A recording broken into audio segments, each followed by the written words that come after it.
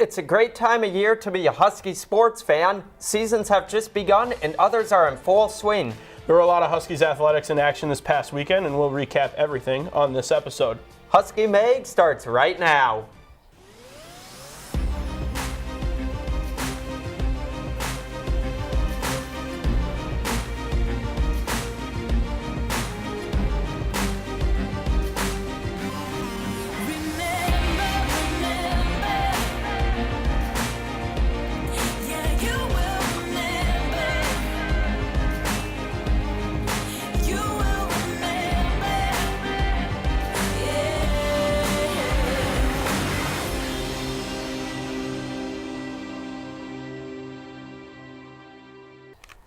Hello and welcome everyone to another episode of Husky Mag. I'm Nick Spiliopoulos, and alongside of me tonight, Jack Meanick. Yeah, thanks, Nick. We have a lot of action to cover on this episode, so let's get things rolling with the men's hockey team.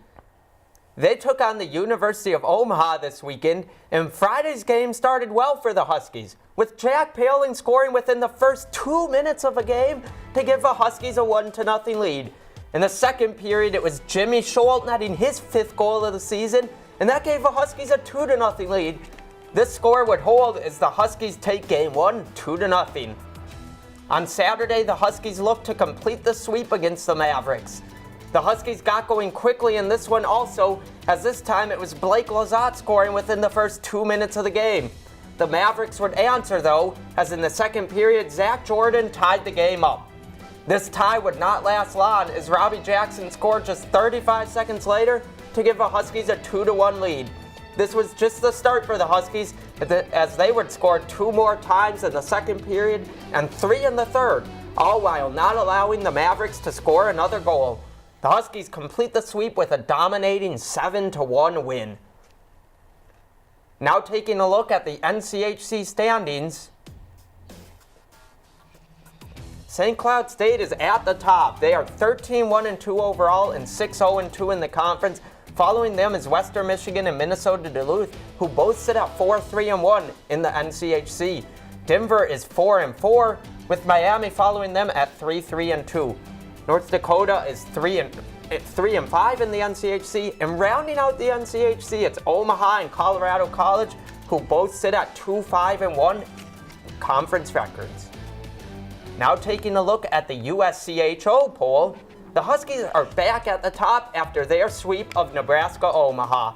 Following them is Massachusetts. After a split with Quinnipiac, they dropped 1 spot to number 2. Minnesota State and Minnesota Duluth are 3-4 after Mankato came away with a sweep over Alaska Anchorage, and Duluth could only muster 1 point in their series against Western Michigan. Quinnipiac and Notre Dame come in at number 5 and 6. Ohio State comes in at number 7 following a weekend off. Number 8 is the third and final NCHC team in the top 10, as it's Denver, coming off a split with North Dakota. And rounding out the top 10 are Penn State and Providence, who both came away with 1 win over the weekend. And Nick, the Huskies are unbeaten in their last 10 games, and they had a 12-game unbeaten streak late in the year last year. Is this success sustainable for the Huskies? Jack, this success is absolutely sustainable for the Huskies, and right now, they're a very fun team to watch. Like you mentioned, we saw Blake Lizotte get things going on Saturday. He scored 2 goals. It was his first time having a multi-goal game in his collegiate career. David Rennick was lights out, going 38 of 39 shots he stopped over the weekend, and he held Omaha's power play to 0 for 5. So it was a great showing by the Huskies. They're a very fun team to watch, and there's no reason why they can't carry on their success throughout the rest of the season. And Brett Larson is the main reason to do that. You know, Coach Motzko left to go to the Gophers, but now they brought in Brett Larson, and he's doing great things with this program, and he's made this transition from head coach to head coach so fluid. It's not only easy for the fans to watch, it's easy for the players to buy into the program, and it's easy for Brett Larson to coach such a good team. And I think if I'm correct here, the Huskies are the only 1-loss team in the league, in the NCAA. Yeah, and we can only say it so many times. They're such a fun team to watch. They can do what it takes to win games, whether it's David Rennick in net or Jess Smith. I mean, they have the tenders in net to stop the puck. They've got the forwards that can shoot, and they've got the defensemen that can block shots and check people. They're such a well-rounded team. They can do great things this season. Yeah, Nick, so hopefully they can maintain the success, but what do they have coming up next for them? Well, Jack, coming up next for SCSU, they stay at the Herb Brooks National Hockey Center to face the U18 national team development team in a friendly exhibition over the winter break, and this meeting will take place December 27th at 6:07 p.m. Well, great job to the men's team on the ice, but let's turn our attention over to the ladies for SCSU, and they didn't have much success as the men because a buzzsaw came to town in the number 1 ranked Wisconsin Badgers. The Badgers came in aggressive for the opening game of the series on Friday as they started scoring 3 minutes into the game when Caitlin Schneider deposited the opening goal of the game past Emma Paluzny. And the Badgers would open up the floodgates against St. Cloud as they would score 3 more unanswered goals in the first period. Maddie Rolfs would add on the second goal for the Badgers, and Presley Norby threw in the third and fourth goal for Wisconsin in the first period. Wisconsin would tack one more on early into the second to push the lead to 5-0, but Hallie Theodosopoulos didn't want SCSU to go home empty-handed, so she sniped a goal of her own on the power play to make it 5-1 against the Badgers. In the second, the Badgers were not done. Annie Pankowski scored her second goal of the period off of Emma Paluzny to extend the lead 6-1. Now switching things to the third period, Wisconsin was unfortunately not done with the scoring affair. Sophie Shirley for the Badgers would surely put the game away when she notched the 7th goal of the game for the opposing Badgers. But then Laura Klug wanted to tighten the gap just a smidge, putting in the second goal of the game for the Huskies. But 22 seconds later, Wisconsin notched their 8th and final goal of the game to end it with the number 1 ranked Badgers on top of the St. Cloud State Huskies by a commanding score of 8-2 down at the Herb. And as mentioned before, Paluzny got the call for SCSU, making 34 saves off of 42 shots, and Kristen Campbell was in net for the Badgers, holding the Huskies to 2 goals from off of 15 shots. The next day, the Huskies and Badgers wrapped up a series with a more competitive game at the Herb Brooks National Hockey Center. And we saw 4 goals in the first period on Friday, but Saturday that was a different story as the Badgers were only held to 1 goal. Britta Curl put the lone first period in for the Wisconsin Badgers, and SCSU came back roaring into the second when Jana Haig tied things up for SCSU with a beautiful goal going past Kirsten Campbell. The high-power Badger offense, they were not a fan going into intermission, being tied after 2 periods of play, so they put their foot down on the Huskies, and they put up 2 unanswered goals in the third to seal the deal for Wisconsin. Janine Alder was lights out in the net for the Huskies as she blocked 44 of 46 shots against the number 1 ranked Badgers, and Kirsten Campbell again got the start for Wisconsin, stopping 11 of 12 shots from the Huskies. Wisconsin takes a series with a 3-1 win on Saturday. Now let's take a look into the WCHA standings for women's hockey. At first is the University of Minnesota, and they come in boasting a conference record of 9-2-1. Right behind them, as we mentioned, was the number 1 ranked University of Wisconsin Badgers. After that is The Ohio State University coming in with an 8-4 record. Bemidji State and Minnesota Duluth are there at 4-5, and those last 2 spots are Minnesota State Mankato, the Mavericks, having a record of 3-7-2, and then St. Cloud there at the 7th spot, 2-12-0. Up next for the Lady Huskies on the ice, Lindenwood will come to town for a 2-game series over the winter break, and so far the Lions are 1-0-1 against the Huskies this season. And the first game of that series will take place on Saturday, December 29th at 2:07 p.m., and then they will play again on Sunday at 12:07 p.m., all of this happening down at the Herb Brooks National Hockey Center. Stay tuned, because after the break we will recap how the men's and women's basketball teams fared over the weekend. Husky Mag returns right after this. Well, Nick, taking things from the ice to the hardwood, the men's basketball team was in action this weekend against the University of Mary on Friday. This was a close game in the first half as it was 41-41 going into the locker room. In the second half, everything changed, though, as the Huskies outscored the Marauders 35-23 and won this game 76-64. Gage Davis continued his good season, dropping 25 points and adding on 14 rebounds as well. Sean Smith was 1 rebound shy of a double-double as he recorded 17 points and 9 rebounds. Brindley Tyson was the last Husky to score in double digits. He had 18 points and added a steal as well. The Huskies were looking to build on that momentum from Friday when they took on Minot State on Saturday. This game also saw a close first half as Minot State led 31-29 at the break. In the second half, it was St. Cloud State again dominating. They scored 47 points while holding Minot to only 38, and they take this game 76-69. Once again, Gage Davis recorded a double-double with 28 points and 10 rebounds. Brindley Tyson also scored in double digits with 13 points, and Diamond Onwuka also got in the double digits for scoring with 15 points, and he recorded 2 steals as well. This was a big bounce-back weekend for the Huskies after losing to Duluth earlier this month. The Huskies are now 7-2 on the season. And now taking a look at the NSIC North basketball standings, where Northern State is at the top, and they have a 3-0 conference record following their weekend sweep of Minnesota Crookston and Bemidji State. St. Cloud State follows them with a 2-1 conference record, and Minnesota Duluth and the University of Mary are also both 2-1 following weekend splits. MSU Moorhead and Minnesota Crookston both sit at 1-2 as they both picked up their first conference wins over the weekend. Another team at 1-2 is Bemidji State, and rounding out the NSIC is Minot State, and they are still looking for their first conference win, currently sitting at 0-3. And coming up next for the Huskies is Southwest Minnesota State. The Mustangs come into the game with a 6-3 overall record and a 1-2 conference record. The Huskies will be looking to keep up their success from this past weekend, and this game is set to tip off this Friday at 7:30 p.m. in Hollenbeck Hall. Yeah, the women's basketball team was in action over the weekend, and the Huskies had a good first half as they led by 5 at half on Friday. Unfortunately for the Huskies, everything fell apart in the second half as the Marauders outscored the Huskies 37-20, and the Marauders won this game by a score of 59-47. The leaders for the Huskies included Madeline Dahman, who had 13 points and 5 rebounds. Tori Wartz was the next highest scorer for the Huskies as she had 8 points, and the Huskies had some success off the bench as well. Mally Doucette came up with 8 points off the bench, but all of this would not be enough for the Huskies.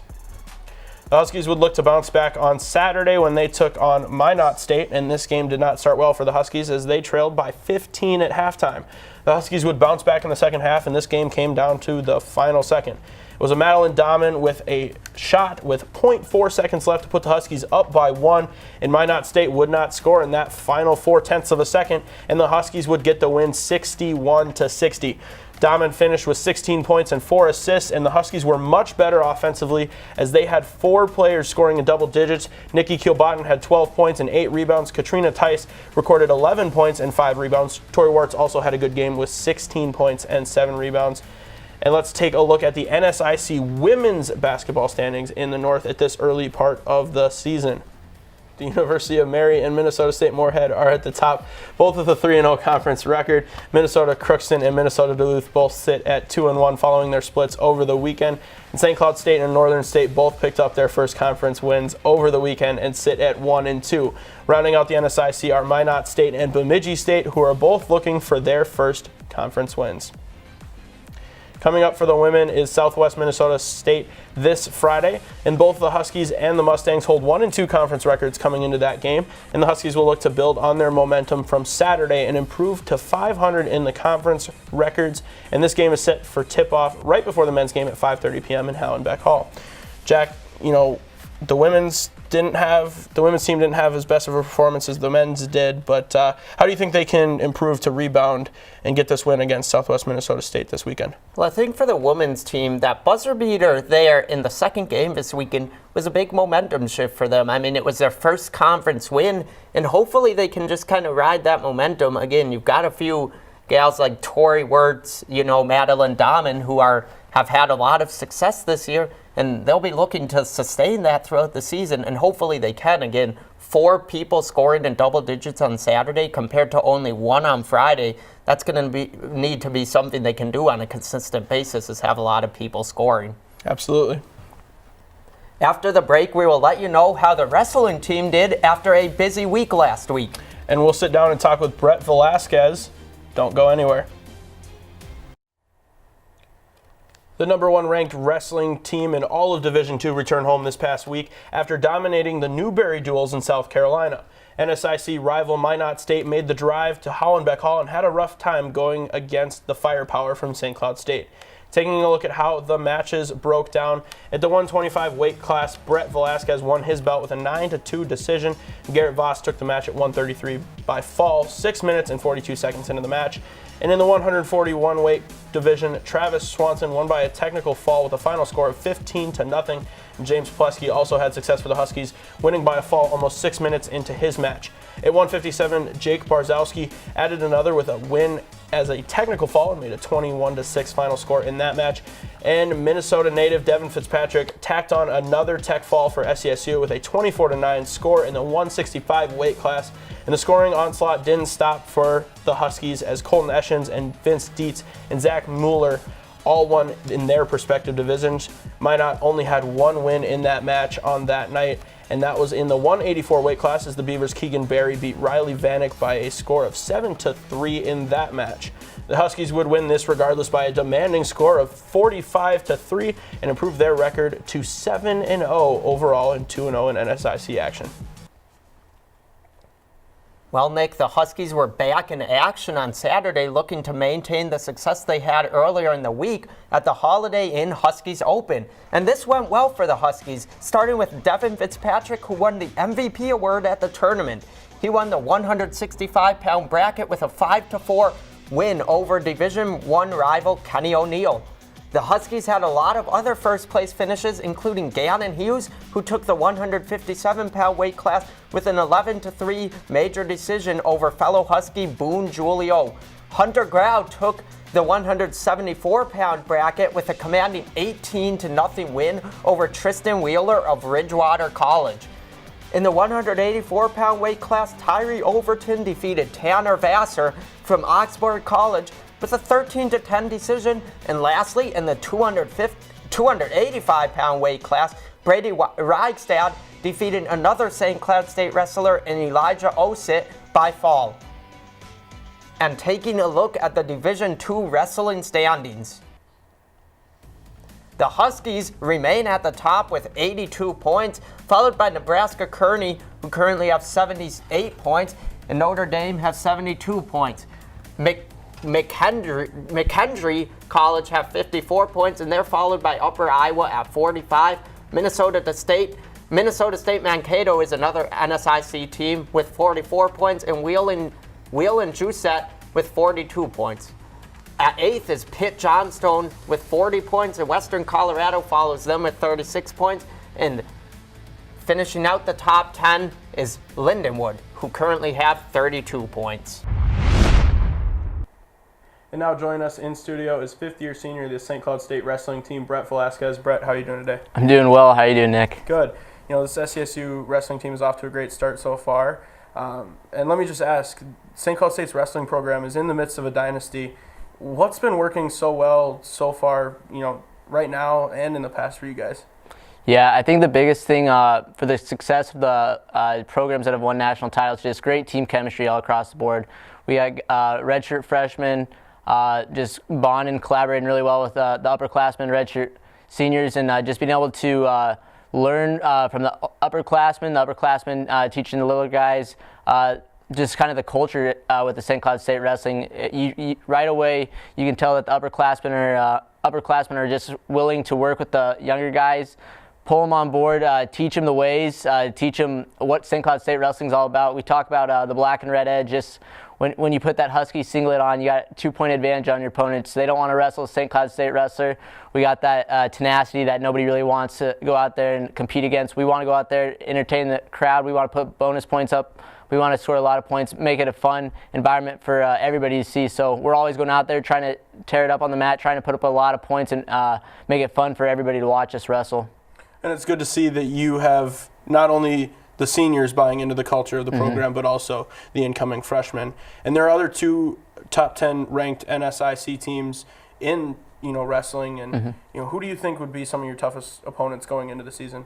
Yeah, as far as our conference and NSIC, in-state rival would probably be Mankato, and they're always a pretty solid team. They always give us a lot of competition. Last year they gave us one of our closest duels of the season out in Mankato, so that was pretty tough, but we were able to pull off the win there. Upper Iowa always brings a loaded group of guys as far as NSIC, and they're always just competitors. They're tough, and this year we head down there to Iowa to compete against them in a hostile environment, so that's going to be a fun duel for us. And then just across the board, Notre Dame, Ohio, they've picked up like 4 Division I transfers this year, so they're going to be reloaded really well, ready to go. Nebraska, Kearney, they're always solid. So across the board, we're going to have a lot of competition. A lot of people always gunning for us. We got a target on our backs. The last like 7-8 years, and so people know who St. Cloud State is. They're going to give us our best matches. They're going to give us the best look that they can. But I think we're ready to go every time we step on that mat.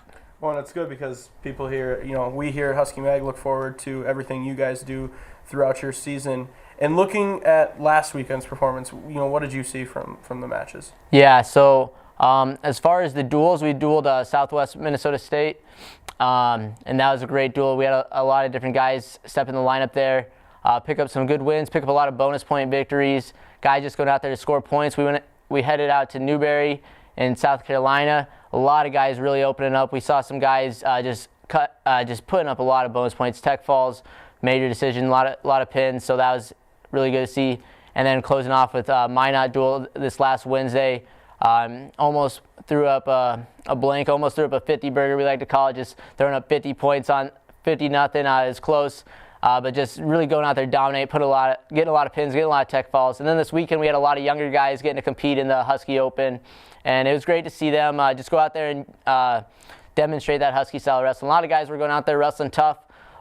They weren't satisfied with a 5-6 point lead. They were looking for that bonus point. They were looking for that major decision. Guys were looking to pick up the falls. Guys were battling injuries. They're being tenacious out there. They're going out there to represent St. Cloud State, represent our program, and represent our university. So it was really fun to watch. That's great to hear. And, it's nice to see that the seniors are getting work when they can in kind of the early parts of the season, and the freshmen are slowly getting acclimated to what college wrestling is like, because it is different than wrestling in high school. And now switching things from the team focus, let's talk about you. Okay. You placed at Nationals last year. Yep. Any competitor says they're going to want to do it again. What's it going to take for you to place again, just to get back to Nationals? Yeah, absolutely. Just buying into Coach Costanzo's program, it starts.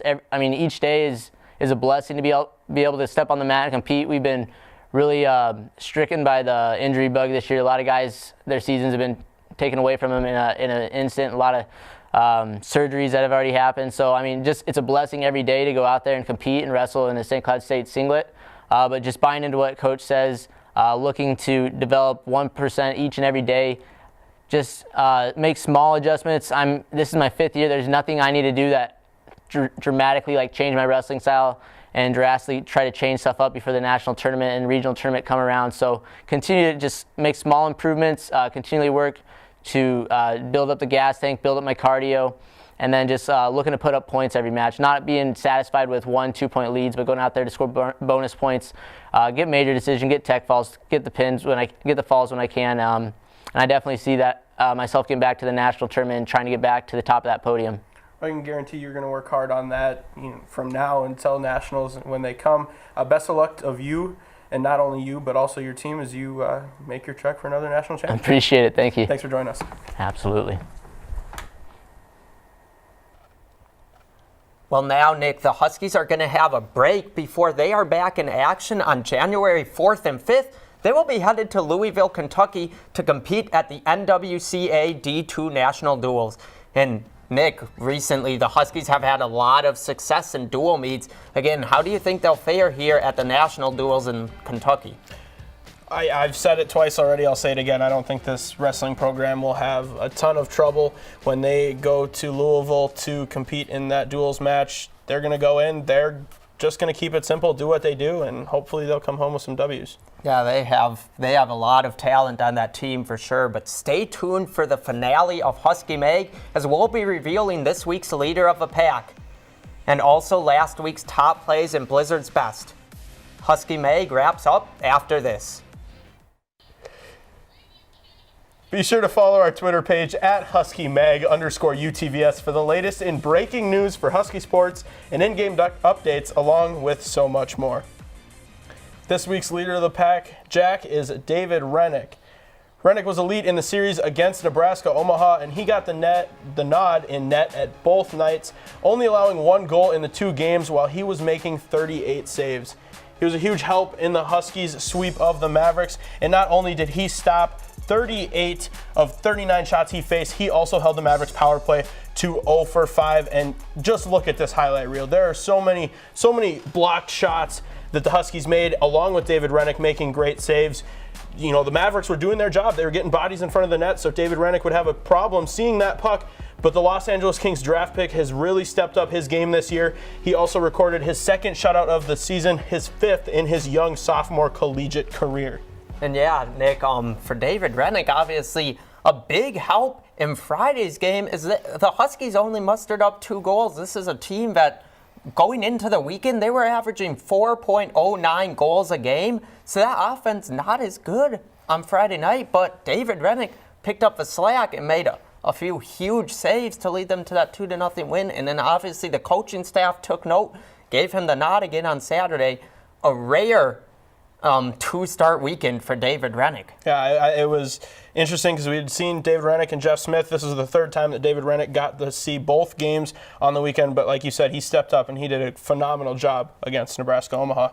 Yeah, Nick, and now let's take a look at Blizzard's best, the best plays from the weekend for the Huskies. Starting it off at number 3, it's Jack Ashawn threading the needle on Saturday night off of a nice shot and just a snipe into the top corner off of Jack Ashawn's stick, assisted by Nick Perbix. And let's take a look at that one more time. Jack Ashawn kept the Huskies rolling in this one on Saturday night en route a 7-1 win. And now coming in at number 2, Rennick makes an absolutely ridiculous save, bringing that pad right across the line. This was on Saturday night, keeping the Mavericks scoreless. And let's take one more look at this in slow-mo. Rennick gets pulled a little bit too far to that right post as the Mavericks defender pushes it back to the left side, and Rennick somehow puts his pinky toe out there to make a phenomenal save. And coming in at number 1 is Madeline Dahman. You knew it was coming, the buzzer beater against Minot State on Saturday night. Madeline Dahman, a great job here, gets the offensive rebound, gets into position to shoot, and puts it up and in, gives the Huskies the win. 0.4 seconds left. They took this one 61-60. And Nick, just a great weekend all around for the Huskies. A lot of good plays. It was hard to choose just 3. Yeah, that's absolutely right. Kudos to everybody for making that list, and David Rennick for being this week's leader of the pack. And, well, Jack, this wraps up another edition of Husky Mag. Yeah, yes it does, and that's the last show of this semester, Nick. So make sure you join us next semester for more Husky Mag.